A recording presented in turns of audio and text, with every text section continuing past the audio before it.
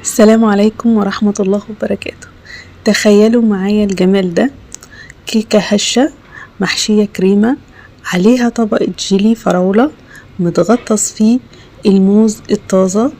حاجة كده وهم وسهلة جدا وتجنن، وفعلا ان شاء الله هتعجبكم وهتكون من الوصفات المعتمدة عندكم. ومش هطول عليكم في الفيديو، هنبدأ نعمل الطبقات اللذيذة دي مع بعض. اول حاجة هعمل طبقة الكيك. هستخدم القالب رقم 26. هحط فيه 5 بيضات، عليهم تلت كوباية مية، وعليهم 150 جرام سكر، ومعلقة محسن جل، و3 معالق من الدقيق من اصل 200 جرام. يعني انا عامله 200 جرام دقيق، اخدت منهم 3 معالق.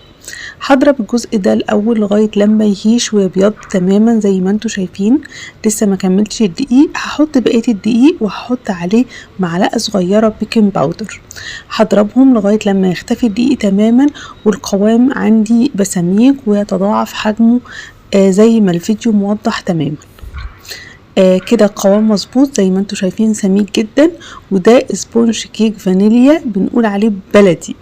انا خبزته على درجة حرارة 180 وقعد في الفرن 45 دقيقة. هنا هجهز الكيك وهسيبه يبرد تماما. هشيل الطبقة اللي فوق والطبقة اللي تحت، لاني محتاجة ان انا لما اسقيه بالجيلي يتشربه تماما. هسيبه بقى يبرد وهنا هنبدأ خطوة تحضير الجيلي. بحط الكيك اللي هو 26 هياخد 4 بواكي جيلي او 3. الجيلي زي ما مكتوب على العلبة. بعمل كوباية مية سخنة مع كوباية مية ساقعة، وهسيبه يبرد لغاية لما الجيلي يكون الكيك يكون برد هو كمان. كده انا كيك الجيلي عندي متحضر تماما. هسيبه يبرد، وهجيب القالب اللي انا خبزت فيه احط فيه طبقة من الجيلي وادخلها التلاجة او الفريزر تجمد. طبقة بسيطة زي كوباية جيلي كده. وهبتدي اقطع الموز شرايح طويلة زي ما انتم شايفين. عايزين تقطعوه مدور براحتكم، لكن الشرايح الطويلة دي بتحمي الموز من ان هو يسود. زي ما انتم شايفين انا حاطة وش الموز على الجيلي علشان لما اقلبه هو وش الموز هو اللي يبان، وبالتالي الموز مش هيسود مني غير لما بيتقطع شرايح. هدخله التلاجة وهيجمد مع الجيلي، وبعدين هحط طبقة تانية من الجيلي وهحط عليها الكيكة على طول.